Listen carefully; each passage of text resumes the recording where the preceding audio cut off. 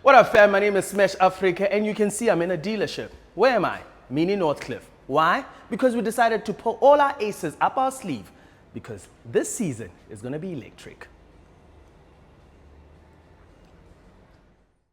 Hi all, my name is Lebogang Phaladi. I practice as an advocate of the High Court, but truly I'm just a problem solver in life. I am a person who lives in Johannesburg, born in Polokwane. One of the things that I really truly enjoy about my job, but more importantly, having been an LLB graduate, is that I get to help people and I get to be part of people's lives. And in doing so, I'm here to share part of sort of my thinking, what inspires me, what grabs me, what moves me, because one thing my LLB lecturer once said to me was that an LLB is a tool for social justice. So I'm here on Leave It Better with Smash Afrika, trying to leave whatever field of work I do better, and whoever I come across, leave them feeling better. So I'm looking forward to this chat, so we can all just get to know how each of us in our own way tries to leave the world better. So thanks for having me, Smash. That's right, ladies and gentlemen. Welcome back to it. My name is Smash Afrika. What a beautiful opening. What a beautiful welcome. You can tell the man who High Court because his tone, the delivery. Judge Mangma. Thank you for subscribing. Thank you for liking and commenting. Lebo, welcome to Leave It Better, bro. Thanks, brother. I had to throw you off. No, I know that.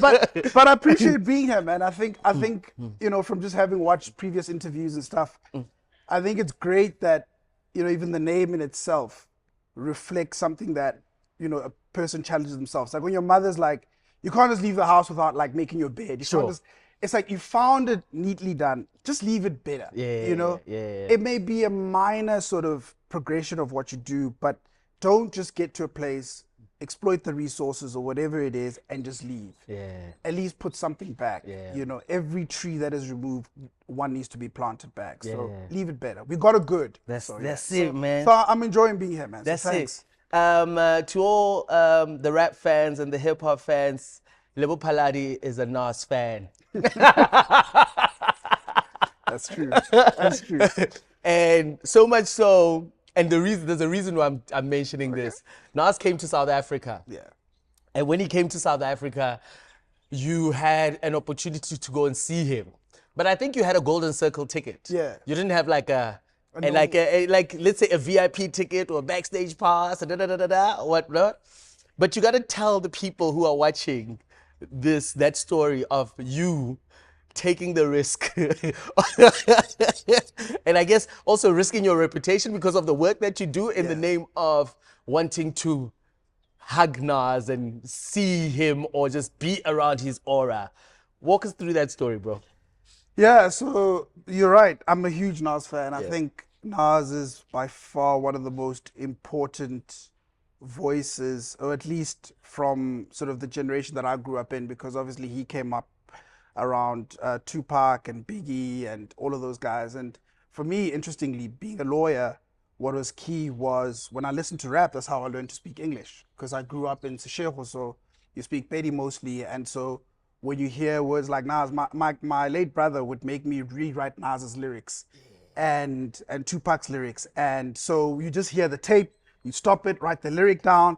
And sometimes I'd made up words sometimes, you know, because you couldn't like quite every hear. kid. Like every kid, yeah. But then you start knowing the words. And so he had such a huge impact on me. I mean, the guy's music would just take you straight to Queensbridge and take you to like the highs of the highs. You know, he's like, you know, I'm hanging out with the nerds and the burbs, but, you know, at the same time, I'm too rich to go back in the hood. So it's almost like his music I've walked with as I've gone from like being in Polokwane to Johannesburg to Wits to working at a top law firm to, you know, becoming an advocate. And it's like watching this guy basically tell you like, oh, these are the things you're going to come across.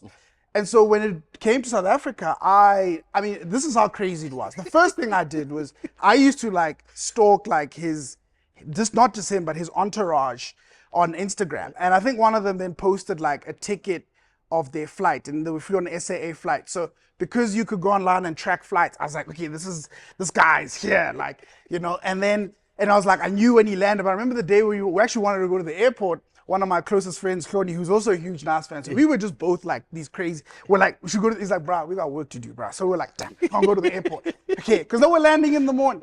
So we're like, okay, how do we? We gotta meet this guy. We gotta meet this guy. Yeah. And we found out that I think on the Friday before the concert, he had like a club appearance at Kong, and it just so happened as well that it was a friend of mine's girlfriend's birthday. So I sort of like influenced, like, let's go to Kong, let's get a table at Kong, and they were like, oh, cool. You know, little did they know, I had an ulterior motive. I wanted to meet Nas, and I wanted to make sure I was in the VIP section. And back then, you know, I couldn't like get bottle service just by myself. Everyone had to contribute, so that's the way we did it, you know. And in doing so, everyone thought, you know, this is great. We're going to the club. Meanwhile, I'm like, you are giving me access to Nas. As soon as I got into VIP, I was like, where is this dude, right? And move through the club, just, you know, and the thing is, you just gotta play it cool. You gotta, you know, half of the battle in life that we face is that you never feel intimidated by whatever place, whatever door opens, always believe that you're meant to be there. So when you walk into that room, it may take you aback, but never think you don't belong there. So, you know, I walk through the club like, yeah, this is my place. Like, I'm gonna see my boy Nas. Like, me and him are cool. Like, he came with his manager at the time, Anthony, and G-Code, Gabe, and his barber, Marcus Harvey. Sure. So once I saw his VIP section, I was like, obviously everyone's screaming Nas, but no one's screaming the dudes around Nas. So I was like, yo, Ant, yo, Gabe, yo. And Marcus like, who is this random South African dude that, and they were like, oh yeah, cool, he knows us, so he must be cool, right? So I'm like shouting them out. And as I shout them out, like, they gravitate towards me. And it's at that point where now sort of shift towards our side. And man, I gave him the biggest dap, and he was like, peace, God. And, you know, it just like it was like almost like, wow, like this dude, you know, at some points in your life, you're like, wow, this guy sees me, you know? And so I was just like blown away. And, you know, and those guys were cool. So I even hit them in the inboxes. And they were very nice guys. Like, Anthony replies to my messages. So did Marcus Hart. And what was cool about that was like, okay, cool. Like, this is the beauty of not only social media, but platforms that you even have direct access to these guys. And then that sort of set the stage for the next day. And the next day we got to go to Nas's concert. And again, I was like, I'm here. So I just walked backstage. I went through the artist entrance. I was like, yo, man, I'm with all the artists, I'm with Reason, I'm with all of them. And security was like, huh? And he was like, nah, bro, you don't have any tickets. I was like, okay, cool. If they don't get on stage, I don't know about you, but I know I need to be there. So if you stop me, well, you know, and it was a little bit of a unfortunate ploy, because truth be told is, and I think it also talks about the thing about South Africa is like, job insecurity is real. So this guy's thinking, if I don't let this guy in, what if I get fired? Yeah. And so he's like, okay, cool.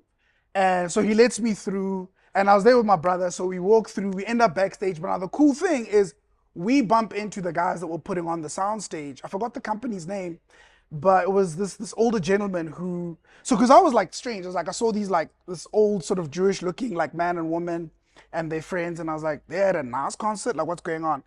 And so I started engaging with them. And that's also the fortunate part of having been like a part of like corporate law South Africa. I think one of them was sort of the head of finance at DBSA. So the minute we started engaging, I could meet him, the conversation. He was like, okay, cool, you must belong here, right? Because again, sometimes it's like, if this guy's speaking this, he's backstage, it's almost like a validation of you being there. Yeah. And so he was like, no, man, I run the stage company. We put this all together, so come backstage with us. We all got backstage. And yep, as sure as be, Nas comes on, and that's how we greet him again. And I'm like probably thinking, like, okay, what's going on? And so we get, also the cool thing is that then we get to actually experience the concert from the view of the media. So we get to go downstairs, and I literally have some of the best pictures of like Nas right here performing The World Is Yours, because that was when he was doing the Illmatic tour. Yes. So he was performing the world. He performed the whole album with the Johannesburg Orchestra Symphony, mm-hmm. JSO, and it was, man, it was just like a full circle moment, because I got to almost like feel all of that poetry, all of that. It was like, it was surreal. Yeah. And for me, it was like, wow, like we got to go to this concert and I got to like get the best experience of it. And you know, and that's how, like, you know, just knowing who Nas is for me was like, you know, a full circle moment. And that's why, you know, I'm glad you raised that, because I had to start the podcast with that. Like, because to me, it speaks three things. The first thing is self-belief. You know, the amount of self-belief that you have in you convincing your peers to go and check out Nas's performance. Actually, it's even Nas's appearance at the club. Yeah.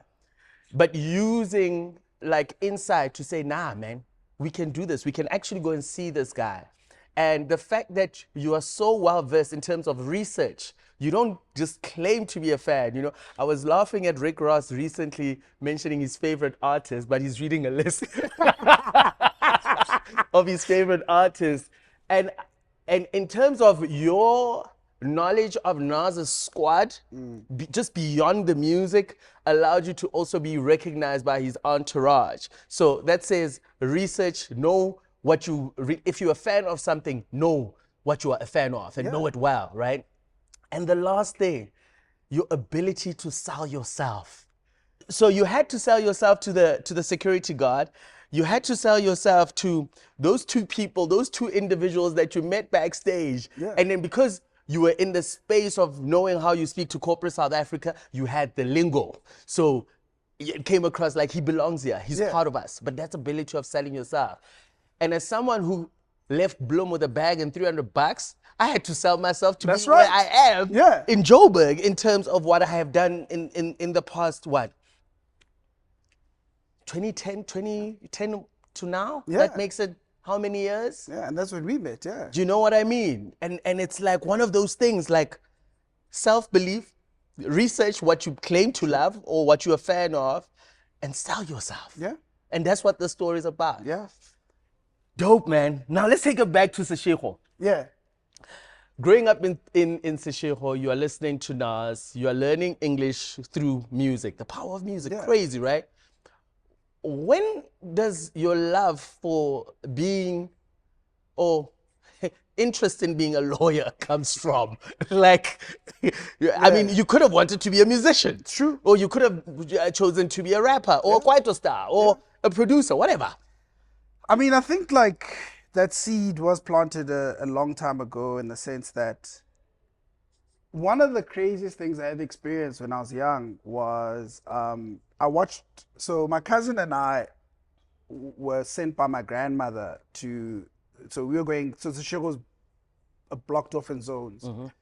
And my grandmother asked my cousin and I to go to zone 4, so we were living in zone 2, so we had to go to zone 4 to go get something. And on the way there, my cousin's daughter was following us. And there was a neighbor of ours who was calling the daughter so he can send her somewhere. But my cousin didn't see him calling her, so he saw her walking towards us, and he was like, dude, what are you doing here? Go back home. Now the neighbor, thinking that my cousin is basically stopping his daughter from just going to help out this guy. Because again, when you live in a community, everyone knows everyone's kids. And this guy just verbally assaulted my cousin, like said horrible things to her, right? And I was just standing there, and I mean, like, my cousin was just like, but what did I do, you know? And anyway, my cousin ends up weeping. We actually, like, it's so upset. She turns, she goes home. Unbeknownst to me, my cousin goes and opens a case of verbal assault. And I didn't know at the time, obviously, that that's actually a crime. And there I am, and all of a sudden, I get told that I'm going to be the witness in this case of verbal assault. You capping? Yeah. No cap. How old are you, bro? I'm like 8, 9, right? So I'm told, like, what did he say? Now, tell a 9-year-old to repeat swear words. in front of your grandmother. It's not happening. While the police are there and like, we're taking a statement, so we need you to. Man, I was so scared. I don't know what a witness is. I didn't. The Dreamstream studio in Randburg is a full-service studio on Bromfisher Drive. It's perfectly suited for podcast, music recordings, and general video recordings. Backed up by an experienced editing and production team means you can walk in, record, and walk out knowing that everything will get done as you require. Our mobile gear ensures we can cover your video and live streaming needs on location too. We got the cameras, the lights, and the action to make you and your brand shine. Contact us now, studio@dreamstream.co.za, and we'll make it happen. Dreamstream, a place to create yourself. And the prosecutor who was there was just like, okay, like, take it easy. He's like, you're just explaining a story, explaining what you don't have to get it right. You don't have to remember it perfectly. Don't be scared of your grandmother. Just explain, tell your story, you know? And I didn't realize how much that had an impact, because sort of later when I was in high school, we had this project where it was like, what do you want to be? And again, these are subtle influences. Now, every black child who was fortunate enough to have a TV in their home kind of knows sort of 5 o'clock, Days of Our Lives comes on, 6 o'clock, Bold and the Beautiful. And I remember in Days of Our Lives, there was a character of Victor, or who was like the district attorney. And it was like the district attorney. I don't know what the hell that was. But I remember in my assignment in high school, they were like, what do you want to be? I was like, district attorney. We don't have district attorneys in South Africa. But I put that down. You know? And even then, I didn't even know the difference between an attorney and an advocate, but something in me, the kid in me was like, district attorney. You know? And so it kind of like carried with me, and sort of towards the end of high school was like, okay, what do you go into? Do you go into the sciences? Do you go?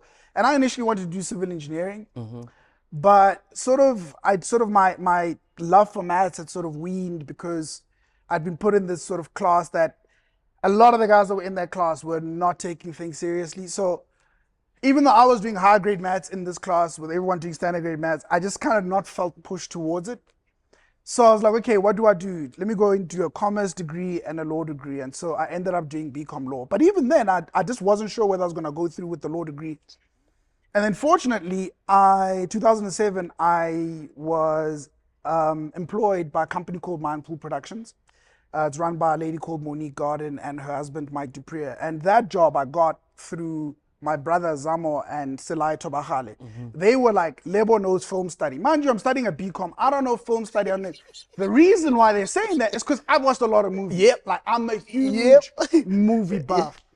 And so I got into that job, and that job was basically producing producing movies that were based on stories written by kids that were 10 to 16 years old. Right. So each kid had one kid out of each province had won the right to have their story turned into a movie. And we worked on that project, and Monique taught me everything from writing scripts, and so the funny thing is, you don't realize that effectively the job of a lawyer is to tell a story. Yeah. It's to take whatever the person who's coming before you is, either upset about or wants to get vindicated, and packaging it in a way that a judge can consume it and fits in line with the law. So little did I know that process was going to help. But I think Monique at that point was like, you're doing a BCom law, but what do you want to do? And I was like, well, I might want to do law. She says, actually my brother is a partner at ENS Afrika, and, maybe you should meet him. So she's like, hit him up. So, I emailed him, and he initially didn't respond, because I was like, I think the headline was like, greetings. And then she's like, nah, he's not going to respond. Just tell him, I know your sister. Greetings. And salutations. And salutations. I was trying, I was filming. I was like, greetings, emails are probably went into spam folder. So Monique is like, bro, that's not how you get his attention. Just tell him, I know your sister. And that again speaks to the whole thing of like, sometimes your path is destined by the people you meet. And if you meet the people, and again, I was lucky that when I got the job actually at Mindpool, I wasn't like, okay, I'm a BCom guy.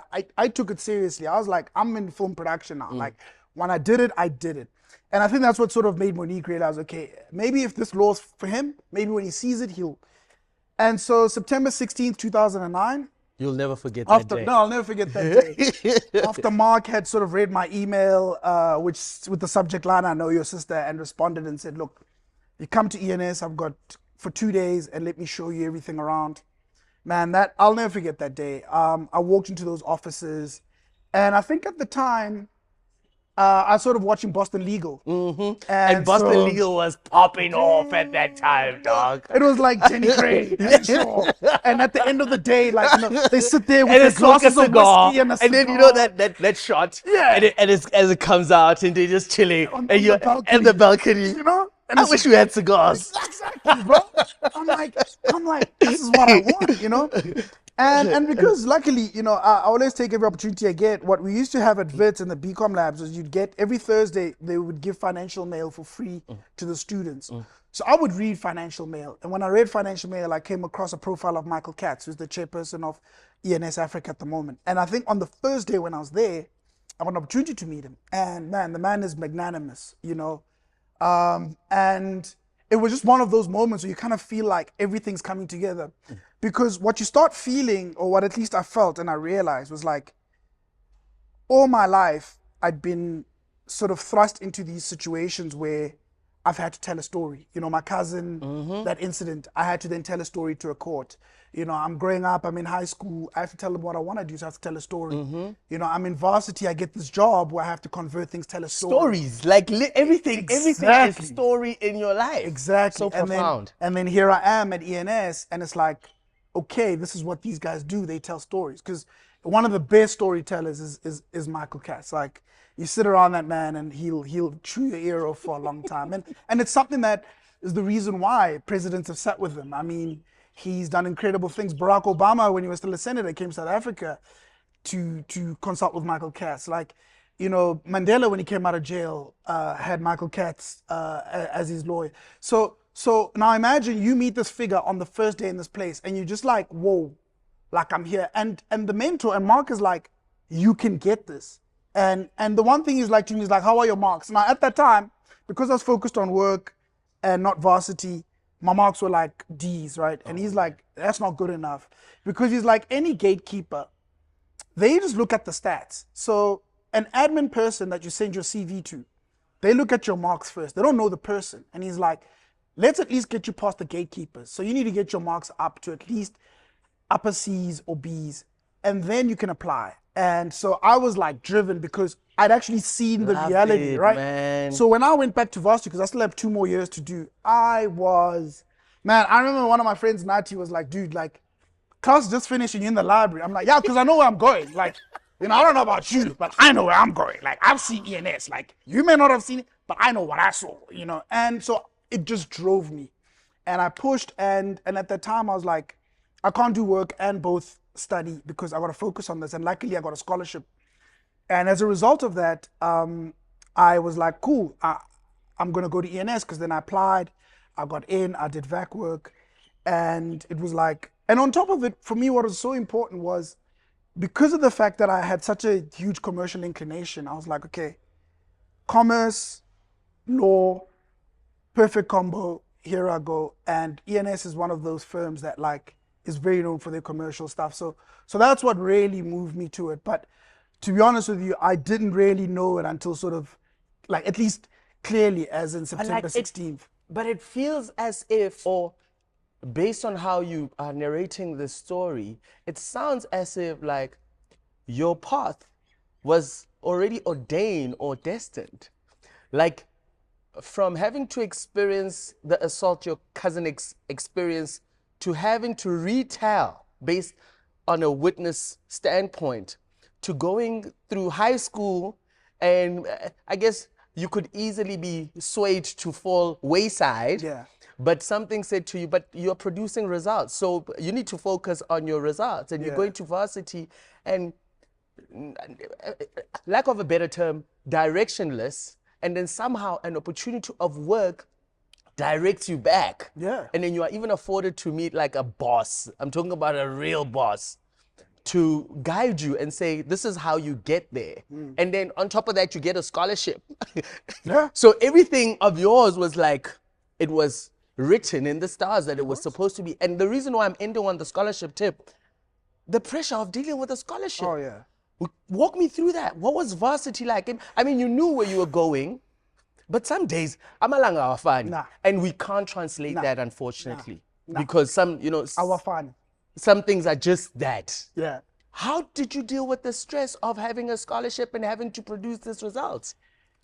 Like, again, I think once you know what the future looks like, I think the rest of the stuff sort of becomes sort of the tasks that you have to do to get there, right? And again, I always believe that, like, man, there's nothing more powerful than vision, right? When you see yourself there, you're like, I'm gonna get it no matter what. It's like, I don't know if you've ever seen, there's like a clip of like Cristiano Ronaldo. He's about to take a free kick and he's telling himself, he's like, you're the best, you're the best, you're gonna score, you're gonna score, you're the best, you're the best. Now, between him saying that and him scoring, he's still got to get his stance. He's still got to get in the right position. He's still got to focus on the goal. He's still got to take the right amount of steps, hit the ball with the right force, with the right angle, and over the wall, past the keeper into the net, right? And that's what I saw, right? It was like, here I am. Mark's giving me this opportunity. Here I am at ENS. Now, and that was 2009, between this and the end of 2011, I got to get there. So what was key for me to then end up getting a scholarship was in 2010, because I wasn't working, I was like, I'm going to focus on just getting my marks up. So so I did that, right? And thank God, and my mom was very instrumental in sort of just being very supportive of like my varsity. And so, you know, and again, I was part of the missing middle. So my mom had to take out loans. She couldn't, you know, and there were things that, you know, one was deprived of because of the situation we're in, because I wasn't poor enough to qualify for bursary, but I wasn't rich enough to pay for varsity directly. So, you know, you sort of squeezed in this middle. And so I kind of knew that if I don't get a scholarship, like my final year, I might have to work. And then that would impact the whole goal, right? So luckily I got my marks up. And I remember so the scholarship I got was from the Corporate Lawyers Association. And I think they go by a different name now. And so they had me in the interview and they were like, well, what if we don't give you the scholarship? And I remember saying to them, I was like, you know, I'm going somewhere. Now you can choose to be the bridge that I go over to get to there, but I will find a way. So don't offer me this as if I gotta beg you and give you the sob story about my life. Like, cause I can. I mean, I can. But I'm not gonna say that like my life is holy. I've got incredible parents, my mom, my brother's mom, like my family was just so supportive, because that was always the thing. It was like, these are people that survived apartheid. These are people that, like, you know, overcame some of the hardships. So I never came from a family of people that would be like, oh, woe is me, that's it. Or, you know, be like, we got to beg and plead, you know. It was like, it's fine, we'll be a way. Because again, we're believers. We believe that, you know, where God is there, we'll make a way. So when I told them, they were like, I don't know where this kid gets his confidence, but clearly. And I was like, and it's interesting because in 2017, at the African Legal Awards, I had to give a speech on their behalf as one of their trustees to raise more money for them. And it was like, you see, you bet on the right horse. So the pressures of having the scholarship, and I never felt those, because it was like, I know what to do to get there. Yeah. Because I'd met people who gave me the tools and said, call me, I'll give you help, do this.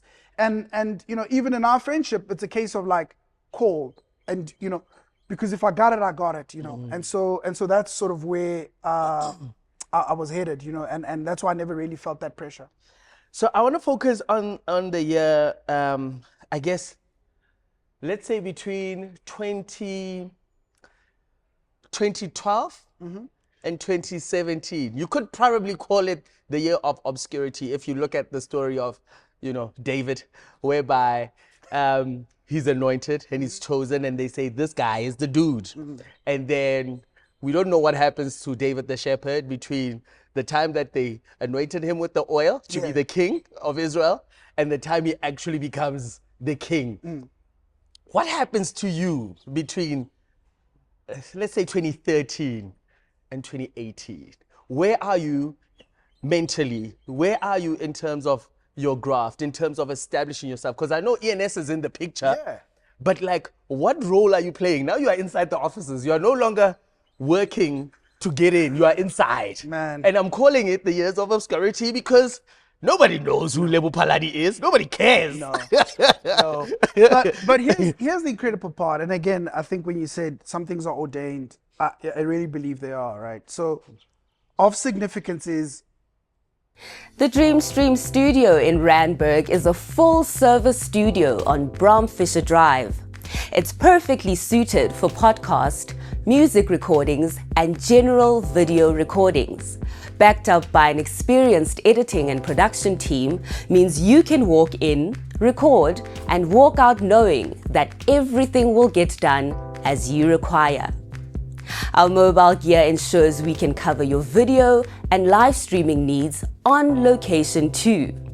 We got the cameras, the lights, and the action to make you and your brand shine.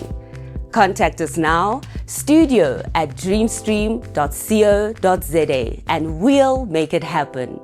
Dreamstream, a place to create yourself. And I'll take it back a bit to high school. So when I was in high school, I was one of those like people that would sort of be into themselves. I used to write a lot of poetry. I was like, oh man, the world is so hard. And I was like, and yeah, it worked. Like some girls loved it, you know, and I had like little groupies of fans, and I was like, I thought I had fans, you know. But, you know, and then my brother Zango, who is really a childhood friend, and Alan, when I was in primary school, we had an award ceremony, and I remember Alan picking up all the trophies and Zamo picking up trophies, and my mother was sitting there. I got a trophy, by the way, and my mother was sitting there. She was like, those two boys need to be your friends. So when you got to high school, we were all thrust upon each other because we had to leave the primary school. We're good. And so when they saw this whole poetry thing, they were like, dude, girls don't love people who do poetry. They like men who can make them laugh. You need to get into drama, and you need to like be performing because trust me, bro, you're going to be a loser, right? So I didn't know this. I had a natural inclination for drama. I did so well at drama. I won best senior actor. So my crutch whenever I got into new places was like assimilate, right? So when I got into ENS, it was like, what can I lean in on? I can lean in on the fact that I'm an easy person to get along with. I build relationship easily, and I'm going to assimilate. So one of the first things that happens, because again, I know that like for a typical ENS grad, like I'm not like an A student, like I'm a C, B student, but I've got people skills. So what had happened is ENS at that time had just finished a merger between Walmart and Massmart, right? Those who follow the news know this time. That's what I'm saying. Those years of obscurity. Yeah, go ahead. So that merger was opposed to by Sakao, right, which is the Catering Workers Alliance. And it just so happened that during that merger, they would come out in these T-shirts that like anti-Walmartization, and they would march. And so when I got to the office, they were sort of recollecting on the days of the trial. They were like, man, it's a pity we never got those T-shirts because we would have loved to have them. And this is literally day 2 of me at work. So I'm like, man, at that moment I was dating the head of Sakao, Bones Kulu's daughter. I'm like, I don't know Bones. And I'd met him. I was like, I can get those T-shirts. So I literally say to them, like, I can get you those T-shirts. They look at me like, the hell? Cool. I think I'm crazy. Anyway, I call Aluta and I'm like, yo, can your dad she's like, dude, my dad likes you, just come grab the shirts. So the next day I drive to Aluta's home. I talk to the dad, he's like, but there's lots of shirts at the back. So I grab 4. And the next day I pitch up to work and I'm like, here are your shirts. I'm like, what the hell? Like, how did you do this, right? And it was so crazy because to me, I didn't realize the power of that gesture. But what ended up happening is these guys, it was Lee Mendelsohn, Mark Garden, Justin Belkin, and Kirsty van der Berg. So they like wore the T-shirts to lunch, right? Now you're in a corporate environment, and again, I think there's a thing that people have where we all love looking at each other from the other side of the fence. In some weird way, like you know how they say rappers want to be actors, you know, actors want to be rappers, basketball want to be, you know. Yeah. So I think in that moment it was like they walked upstairs into the dining room, like like we are unionists and we are, you know, and so it sparked conversation. And the thing was like, who got these for you? And they were like, oh, Lebo. And I was like, everyone was like, something about this guy, you know? And it endeared me to some of the senior leadership where it was like, okay, this kid gets things done. And so at that point, it was like, cool, I've already got an in. But the one thing that Lee Mendelsohn sort of pulled me aside and said, look, here we sell words. We're lawyers. So you're going to have to be good at your craft. Yes, you're charming. You'll get the briefs, you'll get the work, but I want you to focus on your craft. And man, if I can tell you how the next 4 years were tough, I worked long hours, I pushed, because I had to push through my own insecurities of feeling like, well, I wasn't an A student at varsity, I won't be here. But the belief that Lee had was like, man, once you master this, the combination of this and who you already are is going to be something else. And so those years, man, were just like really spent primarily at work. At the time, I was also just figuring myself out, because at varsity, I kind of refused to date because I felt like a nerd. So I was just trying to relive every 90s comedy, like stereotype, you know, I'll pick you up at 7, you know? and so, you know, it was like dating and like, you know, relationships, failed relationships. It was like, you know, my brother and I bought our first house, and like, you know, this house just became our sanctuary, because we were like, man, you know, we're gonna have parties here. You guys used to throw the meanest parties. Man. And when I say the meanest parties, like those are the parties you need to do. Damn. You know, bro. I can't, I have lived it. Yeah, bro. No, bro, that house was, and that was the thing about it. It felt like we were right where we were meant to be, you know. I think sometimes people can feel a little bit like antsy about life and be like, well, because I was I was 26 in 2012, so, you know, I was going into my 30s, right? And it was like, okay, I'm where I'm supposed to be, you know, because I'm at the right job. I can see the career projection. I've got a home. So I've already felt like I've moved up a step in terms of where my family's been before. And at the same time, like, I'm learning so much, not only about work, but the world. I'm learning about business people. You know, I'm involved in these transactions. And again, to go to what Lee said, like, every piece of work that I did wasn't just like a piece of work where I do it and I send it off. I built relationships with people. So, you know, I got to know like CEOs of companies. I got to know, and these people, you know, in the odd way, like would have an affinity towards me. So we would build these genuine relationships. And so it was just a time of discovery and figuring things out. But also it was really such a time of like building friendships and kind of knowing who your tribe is. Because again, that's the hard part about being corporate, is that you might not know who your tribe is. But I have to give a shout out to Mpongo Monde, who really like was so instrumental in sort of helping me navigate corporate. She was like 8 years, she is 8 years older than me, but she was like one of those people that was like, listen, dude, this is how you balance the two. And I think that really kept my sanity, because people can also get lost in the source, you know, of I work at ENS, I'm this. Not that I didn't have my moments. I remember being in a club and like, I think I just got on my business cards and I like approached some girl. I'm like, I'm Lebo the lawyer. And it was like, who do you think you are, bruh? You know? Nobody cares. Work harder. You thought that would carry you, but you know, I think it was also a moment of discovery. But also in it was also a time in which my brother's a therapist, and he was just like, you know, maybe you should start seeing a therapist, because I think at the time there was also huge anxiety. So I was also sort of what that developed into. And so between that period, I would say sort of the high point of it was me then starting to go into therapy and starting to understand who I am and where I'm going, which was really defining and making sense of the world around me. That's beautiful, man. Now we obviously got to talk about like the high moments. Not that ENS was not a high moment, but like I'm talking about now, the competition commission sees your work. They see that, hey, this bra is clever, bra, and this bra can put words together and tell a story. And essentially, what the competition commission is there for is protecting the people. Exactly. You walk me through your journey at the competition commission, because I also understand they even took you to Japan. Yeah. You were there with Raymond Zondo. Yeah, man, I mean, like we could throw names. No, it's not about that. You know, but you know, with that, like, what was incredible was, again, just this sort of rubric that people around me had helped build, right? Of kind of know your strengths, know your weaknesses. You know, don't be the smartest person in the room. If you are, leave. And always ask yourself if like this is working for you. So 2016, my cousin, who was a brother to me, passed away. And at that time, I'd just been promoted at ENS. And just, I got into like, grief really hit me hard. And it started making me have a lot of existential questions about like, is this really what I want to do? Is this how I want to practice law? I loved practicing law at ENS.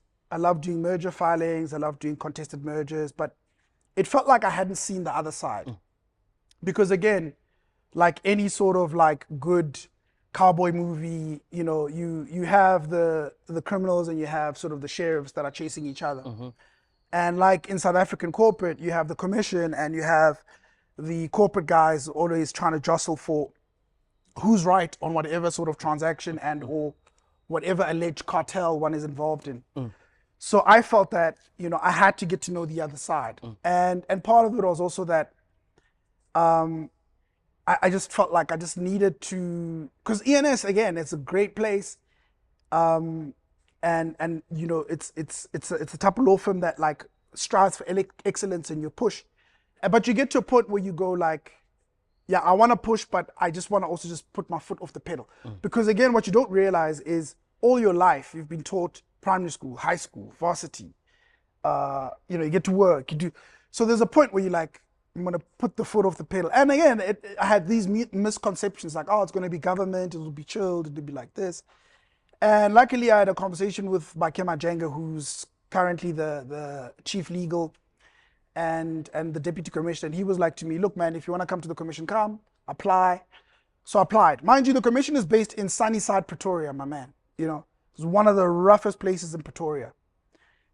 I'm leaving Sandton. And I remember one of the from Sandton to Sunnyside, vocalistic, write the song, from dog. Sandton to Sunnyside. Bengishia impilo yasesentini. Rest in peace, Mpura. Bengishia yona and bring to Sunnyside. So I remember sort of leaving, and I remember being in an interview with the deputy commissioner, and he's like, Lebo, I know you're leaving ENS with your wonderful restaurant and your salmon and everything. Like, yeah, you're gonna eat Zebro's chicken. Never mind, like Nando's and Zebro's.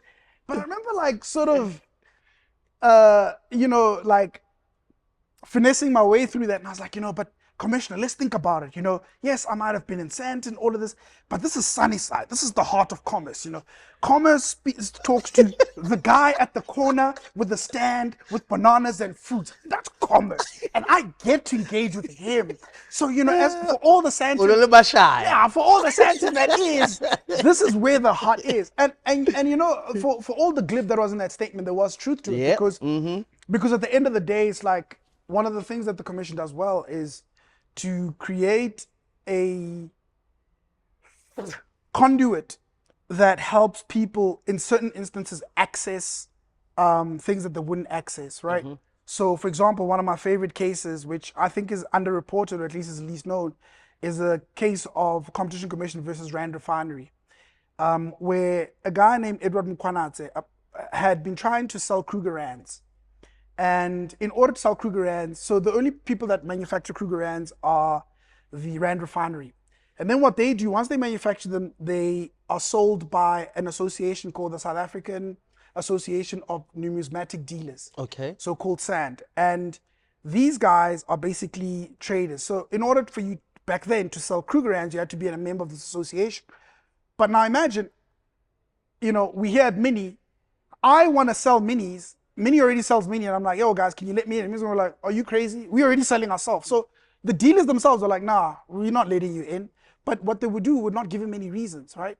Wow. So this guy would just keep approaching these guys, and we're not getting any reasons. So he's like, okay, cool. But something in him said, let me approach the commission. Commission's like, no, man, there's something wrong here because, again, we're supposed to live in this open economy where anyone can have access to anything. And so the commission, through the advocacy division, decided to take on this case. And so they engaged the Rand Refinery to be like, guys, we could either open an abuse of dominance case here, or we can find a solution.